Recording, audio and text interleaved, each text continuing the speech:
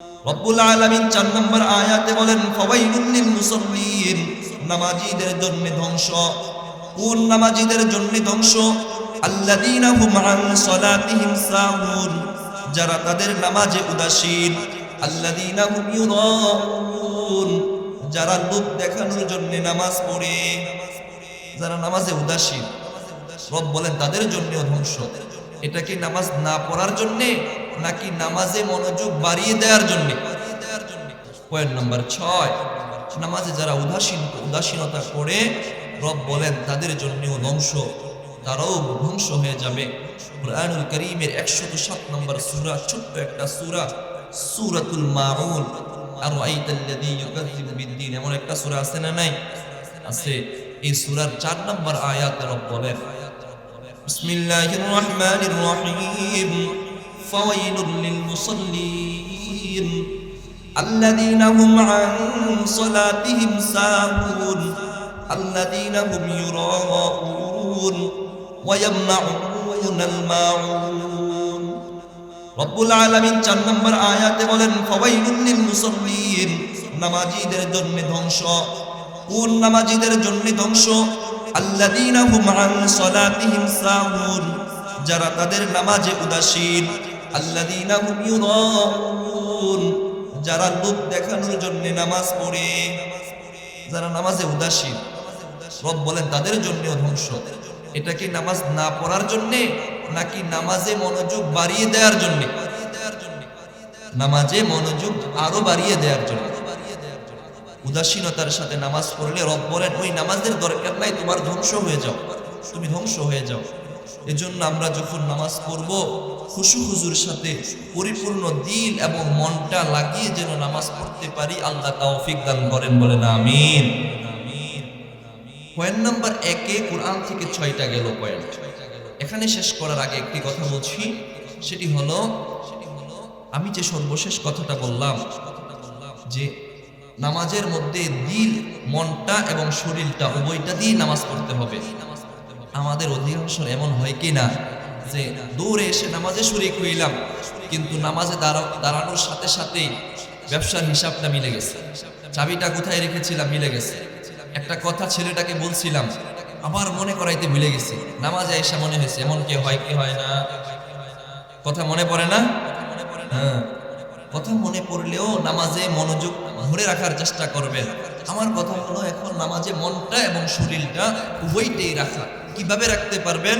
ইমাম আহমদ গাজ্জালী রাহিমাহুল্লাহকে যখন প্রশ্ন করা হয়েছিল যে আমি কিভাবে নামাজে শরীর মন উভয়টা দিয়ে নামাজ পড়তে পারবো, তিনি উত্তর দিয়েছিলেন তুমি তোমার নামাজটা এমন ভাবে পড়ো যে এটাই তোমার জীবনের শেষ নামাজ।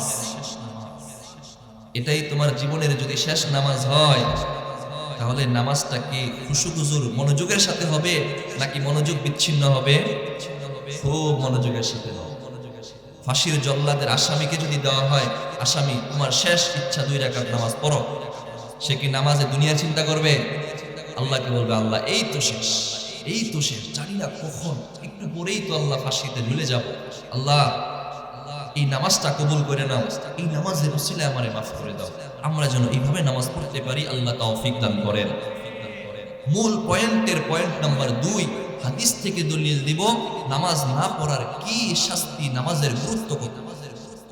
একটা হাদিস শুরুতেই বলেছি, নামাজের গুরুত্বটা এত যে কিয়ামতের দিন সর্বপ্রথম কিসের হিসাব হবে? সালাতের, নামাজের হিসাব, নামাজের হিসাব। সুনানে তিরমিজির 413 নম্বর হাদিস, যেটা শুরুতেই বলে ফেলছি, সময় সংক্ষিপ্ততার কারণে আর এটা বলতেছি না, পুনরাবৃত্তি করছি না। পয়েন্ট নাম্বার 2, নামাজের গুরুত্ব এত, আল্লাহর হাবিব সাল্লাল্লাহু আলাইহি ওয়াসাল্লাম ফরমান আমার মনে চায় আমি নামাজে কাউকে দাঁড় করিয়ে দেই আর নামাজ চলতে থাকবে, আমি পিছন দিয়ে বের হয়ে যাব, যারা এখনো মসজিদে আসলো না তাদের ঘর বাড়ি আমি আগুন দিয়ে জ্বালিয়ে দিই। এটা আমার মনে চায়। কেন তারা নামাজে আসলো না, জামাতে আসলো না? নামাজের গুরুত্ব কত বেশি। আল্লাহর হাবিব সাল্লাল্লাহু আলাইহি ওয়াসাল্লাম হাদিসের মধ্যে ফরমান, সুনানে তিরমিজির 657 নম্বর হাদিসের বর্ণনা আবু হুরায়রা রাদিয়াল্লাহু তাআলা আনহু বর্ণনা করেন। عن أبي هريرة رضي الله تعالى عنه قال قال رسول الله صلى الله عليه وسلم লাইসা সালাতুন আথকালা আলাল মুনাফিকিনা মিনাল ফাজরি ওয়াস সালাত فإن علمت ما فيهما ولو أتوهما بحبوين আল্লাহর নবীর জালিলুল কদর সাহাবী হযরত আবু হুরায়রা রাদিয়াল্লাহু তাআলা আনহুর বর্ণনা তিনি বলেন আল্লাহর হাবিব জনাবে মুহাম্মদুর রাসূলুল্লাহ সাল্লাল্লাহু আলাইহি ওয়াসাল্লাম ফরমান লাইসা সালাতুন আথকালা আলাল মুনাফিকিনা মিনাল ফাজরি ওয়াল ইশা মুনাফিকদের জন্য দুইটা নামাজ সবচেয়ে বেশি কঠিন এক নাম্বার হলো ইশার নামাজ দুই নাম্বার হলো ফজরের নামাজ শীতকালে ইশার সময় ওযু করা সারা দিনের ব্যস্ততা সেরে শরীর ক্লান্ত এখন শরীরটা মিলিয়ে দিতে মন চায় আড্ডায় পুষ্কল্পে মারতে মন চায় এমত অবস্থায় পরিবারকে ছেড়ে কষ্ট ক্লেশকে উপেক্ষা করে নামাজে উপস্থিত হওয়া কঠিন মুনাফিকরা দিনের বেলা রাসূলের সাথে থাকলেও রাতের বেলা তাদের বন্ধুদের কাছে চলে যেত وَإِذَا لَقُوا الَّذِينَ آمَنُوا قَالُوا آمَنَّا গিয়ে বলতো মুমিনদের সাথে থাকতে বলতো আমরা তোমাদের সাথে আছি কাফেরদের সাথে গিয়ে বলতো আমরা রাতের বেলা তোমাদের সাথে আছি নবী বলেন মুনাফিকদের জন্য দুইটা নামাজ কঠিন এক নাম্বার হলো ইশারের নামাজ দুই নাম্বার হলো ফজরের নামাজ শীতের এই কঠিন ঠান্ডার সময়ে শীতে ওযু বানিয়ে ঠান্ডা পানি দিয়ে ওযু বানিয়ে মসজিদে যাওয়া সহজ না কঠিন নবী বলেন মুনাফিকদের জন্য এটা কঠিন মুমিনের জন্য কঠিন না কারণ মুমিনকে তো আমি মসজিদে দেখতে পাই মুমিনের জন্য এটা কঠিন না আল্লাহর হাবিব সাল্লাল্লাহু আলাইহি ওয়াসাল্লাম ফরমান যদি মুমিন জানতো এই দুই নামাজের ভিতরে কি আছে ওয়ালাউ আতাউহুমা বিহাবুবিন তাহলে তারা হামাগুড়ি দিয়ে হলেও মসজিদে উপস্থিত হতো এই দুই নামাজে কি পরিমাণ ফজিলত আছে এটা যদি জানতো হামাগুড়ি বুঝেননি ছোট বাচ্চারা হাপড় পারে না এটাকে হামাগুড়ি বলে হামাগুড়ি দিয়ে হলেও সে মসজিদে যাইত কতটা গুরুত্বপূর্ণ যদি সে জানতো হাদিসের দ্বিতীয় অংশে আল্লাহর হাবিব সাল্লাল্লাহু আলাইহি ওয়াসাল্লাম ফরমান লাকাদ হামামতু আন আমুরা আল মুআদ্দিনা ফায়ুকিমা সুম্মা আমুরা রাজুলান ফায়াউম্মান নাস সুম্মা আখুযু শুআলাম মিন নাদিন আল্লাহর হাবিব সাল্লাল্লাহু আলাইহি ওয়াসাল্লাম ফরমান আমার মনে চায় আমি কাউকে বলি তুমি আযান দাও এবং অপর কাউকে বলি তুমি নামাজে দাঁড়াও ইমামতি করো তারপরে আমি একটা আগুনের মশাল নিয়ে বের হই আগুনের মশাল নিয়ে ঘরে ঘরে খোঁজ নেই যে ঘরের ভিতরে এখনো কোনো মানুষ কোনো পুরুষ এখনো জামাতকে ছেড়ে ঘরের ভিতরে অবস্থান করতেছে কারণ মসজিদে তো জামাত চলতেছে মসজিদে জামাত চলা অবস্থায় এখনো যে ঘরে অবস্থান করতেছে আমার মনে চায় ওই মশালটা দিয়ে আমি তার ঘর সহ তাকে জ্বালিয়ে দেই জামাতে কেন উপস্থিত হলো না তোমার উজরটা কি বলো আমাকে আমার মনে চায় তোমার ঘর সহ আমি তোমারে জ্বালাইয়া দিই নামাজের গুরুত্ব অনেক বেশি এজন্য আমরা যেন জামাতের সাথে নামাজ আদায় করতে পারি আল্লাহ তৌফিক দান করেন হাদিসের পয়েন্ট নাম্বার 3 এক হাদিসে আল্লাহ হাবিব সাল্লাল্লাহু আলাইহি ওয়াসাল্লাম ফরমান এই নামাজ যে না পড়বে মুমিন এবং কাফেরের মাঝে পার্থক্যকারী হলো নামাজ যে নামাজ পড়বে বুঝে নিবা সে মুমিন যে নামাজ না পড়বে বুঝে নিবা সে কাফের এটা হলো হাদিসের লফজ মাফহুম না লফজ বলছে যেই নামাজ পড়ে সে মুমিন যেই নামাজ পড়ে না সে কাফের হাদিসের স্পষ্ট কথা এটা তবে চার মাযহাবের ইমামরা এখানে কিছুটা ইখতিলাফ করেছেন ইমাম আহমদ ইবনে হাম্বল রাহিমাহুল্লাহ বলেন এই হাদিস যে নবী বলেছেন নামাজ পড়লে মুমিন নামাজ না পড়লে কাফের আল্লাহু আকবার আল্লাহু আকবার আমাদের সমাজে বেনামাজি নাই মুসলমান বেনামাজি রাসূলের এই কথা অনুযায়ী সে কাফের এবার আসেন চার মাযহাবের দলিল নেই ইমাম আহমদ ইবনে হাম্বল রাহিমাহুল্লাহ বলেন فإن تارك الصلاة فقد كفر فيقتل مرتدا ইমাম আহমদ ইবনে হাম্বল রাহিমাহুল্লাহ হাম্বলি মাযহাবের প্রবর্তক তিনি বলেন যেই ব্যক্তি নামাজ ছেড়ে দিবে রাসূলের এই হাদিস অনুযায়ী সে কাফের হয়ে যাবে ফায়ুকতালু মুরতাদ্দাতান মুসলমান ঈমানদার যদি কেউ ঈমান থেকে বিচ্যুত হয়ে বেঈমান হয়ে যায় সে মুরতাদ হয়ে যায় আহমদ ইবনে হাম্বল রাহিমাহুল্লাহ বলেন তাকে মুরতাদ হিসেবে হত্যা করা হয় তাহলে এই উনার মাযহাব যদি মানি উপায় আসেনি আমাদের হ্যাঁ, আমরা নামাজ না পড়লেই হত্যা করা হবে মুরতাদ হিসাবে। আরো দুইজন ইমাম, ইমাম শাফিঈ এবং ইমাম মালিকি রাহিমাহুমাল্লাহ, এই দুইজনের মাযহাব হলো, মত হলো ফাইন্না তারিকাস সালাতি ফালা ইউকফার, যে নামাজ ছেড়ে দেয় সে কাফের না, সে কাফের না, ওয়ালাকি ইউকতালু হাদ্দান, কিন্তু তাকে হদ হিসাবে হত্যা করা হবে। সে কাফের হবে না, তবে তাকে হদ হিসাবে হত্যা করা হবে। এখানেও আমাদের উপায় নাই, যদি এই দুই মাযহাবও গ্রহণ করি, হত্যা কবুল করে নিতে হবে, মাকতুল হতে হবে।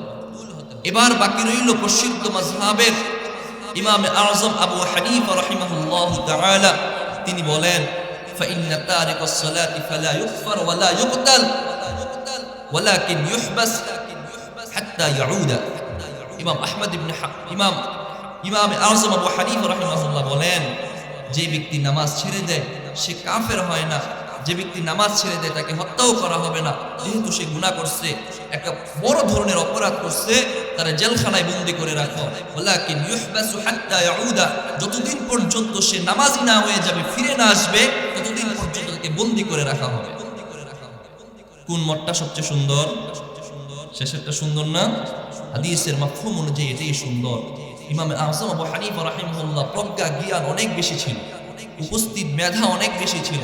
কয়টা বলবো, বলে শেষ করতে পারবো না, ছোট্ট একটা উদাহরণ দিচ্ছি মাত্র। ইমাম আযম আবু হানিফা রাহিমাহুল্লাহু তাআলা প্রসিদ্ধ কাজী ছিলেন, বিচারক ছিলেন, মানুষের মাঝে ফয়সালা করতেন, কোন একটা মামলা হলে মীমাংসা করে দিতেন। একদিন এক বাড়িতে চোর আসছে। চোর চিনেননি আপনারা? রাতের বেলা চুরি করে, অন্ধকারের মধ্যে চুরি করে, গৃহস্থে যদি ধরা খেয়ে যায় তাহলে সে পালানোর চেষ্টা করে। চোরে গৃহস্থের ঘরের মধ্যে ঢুকে সব মালামাল প্যাকেট করছে। এখন যখন নিয়ে বের হবে, এই মুহূর্তেই গৃহস্থের হাতে ধরা পড়ে গেছে। চোর নিজেকে আত্মরক্ষার জন্য তার হাতে একটি ছুরি রেখে দিয়েছিল। এবার গৃহস্থকে বলতেছে, তোমারে মেরে ফেলবো, আমাকে যাইতে দাও। গৃহস্থে বলতেছে, প্রাণে বাঁচি, ঠিক আছে চলে যাও। চোর চিন্তা করলো, গৃহস্থ তো আমাকে ধরে ফেলছে, এখন যদিও আমাকে ছেড়ে দিবে, যেতে দিবে, কিন্তু আমাকে এখন যেতে দিবে, দিনের বেলা যদি মামলা আমার বিরুদ্ধে দায়ের করে আমার নাম বলে দেয় তখন কি হবে? যদি বলে দেয় রাতের বেলা অমুকে এসেছিল আমার ঘরে চুরি করার জন্য, তার বিরুদ্ধে আমি মামলা করলাম, ফেসে যাব কিনা? চোর ফেসে যাবে। এজন্য চোর বুদ্ধি করলো, গৃহস্থকে বলল, তুমি কসম করো আমার নাম দিনের বেলা কোনো বিচারকের মজলিসে বলবা না, আমার বিরুদ্ধে মামলা করবা না, কসম করো। কি কসম করতে হবে? কারণ চোরের হাতেও তো ছুরি আছে, গৃহস্থেরও ভয় আছে, চোরেরও তার নাম বলে দিবে এই ভয়ও আছে। এবার চোর বলতেছে, কসম খাটো, কসম খাও, দিনের বেলা আমার নাম যদি বলে দাও তাহলে তোমার স্ত্রী তালাক হয়ে যাবে। ফিকহের একটা মাসালা আছে, কেউ যদি শর্ত বিল মুআল্লাক করে দেয়, যে স্ত্রীকে বলে তুমি যদি বাপের বাড়িতে যাও তাহলে তুমি তালাক, তুমি যদি শনিবারে রোজা রাখো তাহলে তুমি তালাক, কোন একটা শর্তের সাথে যদি মুআল্লাক করে দেয়, শর্ত যুক্ত করে দেয়, শর্তটা যেদিন পাওয়া যাবে স্ত্রীও সেদিন তালাক হয়ে যাবে, এমন একটা শর্ত আছে। চোর বুদ্ধি করে বলতেছে গৃহস্থকে, যদি দিনের বেলা আমার নাম বলো, কসম করো, যদি আমার নাম বলে দাও তাহলে তোমার বউ তালাক হয়ে যাবে। চুরির বয়ে দেখায়া এরকম একটা কসম করায়া নিয়ে এবার ঘর থেকে মালামাল নিয়ে বের হয়ে গেছে। দিন যখন হলো, এবার সে চিন্তা করতেছে ঘরের সব কিছু নিয়ে পালাইছে, এখন যদি নাম বলে দেই আমার বউ তালাক হয়ে যাবে, যদি নাম নাও বলি তাহলে এত কিছু নিয়ে গেল, আমার আর সহ্য হচ্ছে না, গাটা জ্বলে পড়তেছে, গায়ে জ্বালা পোড়া শুরু হয়ে গিয়েছে, এখন কি করতে পারি? কিছু আলেমের কাছে গিয়ে পরামর্শ করলো, কি করা যায়, আমাকে এখন বুদ্ধি দেন। ওই আলেমরা উত্তর দিয়েছিল, তুমি যখন শর্ত করে দিয়েছ, আমরা মাসআলা পড়েছি, শর্ত পাওয়া গেলে তোমার স্ত্রী তালাক হয়ে যাবে, সুতরাং তুমি যদি ওই চোরের নাম বলো তোমার স্ত্রী অটো তালাক হয়ে যাবে, এখন কোনো উপায় নেই। একজন, দুইজন, তিনজন হওয়ার পর একজন বলতেছে, আমি এই পরামর্শ দিতে পারবো না, তবে একজনের দিকে তোমাদেরকে রাস্তা দেখাইয়া দিতে পারি। শুনেছি কুফায় একজন বড় আলেম আছে, কাজী বিচারক আছেন, ইমামে আযম আবু হানিফা রাহিমাহুল্লাহ, যদি ইমামে আযমের কাছে যাও হয়তো তিনি একটা পরামর্শ দিবেন যেটা তোমার জন্য মুফিদ হবে, উপকারী হবে। ওই গৃহস্থ বেচারা সম্পদেরও জ্বালা আছে, চোরের নাম বললে স্ত্রীও তালাক হয়ে যাবে, সেই ব্যথাও আছে। এই ব্যথা এবং দরদ নিয়ে কুফায় চলে গেলেন ইমামে আযমের কাছে। কোথায় ইমামে আযমকে খুঁজে পাওয়া যায়? ইমামে আযমের কাছে গিয়ে বললেন, হে জামানার ইমাম, ইমামে আযম, শুনলাম আপনি জামানার সবচেয়ে বড় আলেম, আপনার কাছে আমি একটা মাসআলা নিয়ে আসছি, যদি এই মাসআলার আমাকে সঠিক পরামর্শ দিতে পারেন আমি বুঝে নিব আপনি সবচেয়ে বড় আলেম। তোমার কি মাসআলা বলো? আমার ঘরে ওই দিন চুরি হয়েছে, চোর আমাকে উপস্থিত ছুরি ধরিয়ে তার নাম যদি বলি তাহলে আমার স্ত্রী তালাক হয়ে যাবে, এই শর্তে আমার থেকে কসম নিয়ে গিয়েছে। এখন আমার সম্পদের জন্য মায়া হচ্ছে, চোরের নাম বললে স্ত্রীও তালাক হয়ে যাবে, সেই ব্যথাও লাগতেছে, কষ্টও লাগছে, এখন কি করা যায়? ইমামে আযম আবু হানিফা রাহিমাহুল্লাহ কিছুক্ষণ চিন্তা করে বললেন, তুমি চোরকেও ধরতে পারবা, তোমার স্ত্রীও তালাক হবে না, এমন একটা বুদ্ধি আছে। কি করতে হবে বলো? ইমামে আযম আবু হানিফা রাহিমাহুল্লাহ বললেন, শুক্রবার দিন সবাই যখন মসজিদে ঢুকবে, অন্যান্য দিন মসজিদে কম মানুষ গেলেও শুক্রবারে সবাই যায়, ঠিক কিনা? শুক্রবারে যখন সব মানুষ মসজিদে প্রবেশ করবে, একজন একজন মানুষ মসজিদ থেকে বের হবে, চোরও বের হবে। চোর তো বলেছিল চোরের নাম বললে, চোরের নাম যদি উচ্চারণ করো, তাকে যদি চোর সম্বোধন করো তাহলে তোমার স্ত্রী তালাক হয়ে যাবে। মসজিদ থেকে যখন একজন একজন বের হবে, আমি তোমাকে জিজ্ঞাসা করব এই লোকটা চোর কিনা। যে চোর না তুমি বলবা সে চোর না, আর যে ব্যক্তিটা চোর তার কাছে এসে তুমি মুখ বন্ধ রাখবা, তুমি ক্ষান্ত হয়ে যাবা, তুমি সাইলেন্ট হয়ে যাবা, আমি বুঝে নিব এই ব্যক্তিটা চোর। ধরা পড়ে গেল নি? হ্যাঁ, কি বুদ্ধিটা করো? আরো অনেক এমন হেকমা আছে। শুক্রবারে মসজিদে ঢুকছে সবাই, চোরের কি ভয় আছে নাকি? সে তো তার নাম বললে তো স্ত্রী তালাক হয়ে যাবে, তার তো বুক ফুলিয়ে হাঁটার কথা। হ্যাঁ, এবার মসজিদে ঢুকছে, বের হয়, একজন একজন বের হয়, সে চোর না, সে চোর না, যে চোর চোর, কারণ তার নাম বললে তো স্ত্রী তালাক, চুপ রয়েছে। এবার বুঝতে বাকি আছে সে যে চোর, বুঝতে বাকি নাই। এটাই হলো ইমামে আযম আবু হানিফা রাহিমাহুল্লাহ, ওনার মাযহাব আমরা মানি। এটা আমরা নতুন একটা দিন মানি না ভাই, এটা হলো একটা সংকলন মানি, কুরআন এবং হাদিস। এটা আমরা দেখেই পড়তে পারি না, অর্থই বুঝি না, এটার মাফহুমই বা কি বুঝবো? একটা হলো তরজমা, অর্থ, তাফসীর, ভিতরের কথা, মাসআলা ইস্তেমবাত করা আমাদের জন্য এত কঠিন, সহজ না। ওনারা সহজ করে দিয়ে গিয়েছেন, আমাদের জন্য একটা রাস্তা বলে দিয়ে গিয়েছেন। আজকালকে এক জমানার মানুষ বলতে চায় তাদেরকে মানা যাবে না। আমার ভাই, তাদেরকে তো আমরা মানি না, আমরা বলবো আমরা তাদের মাধ্যমে আমরা আল্লাহ এবং তার রাসূলকে মানি, ঠিক কিনা?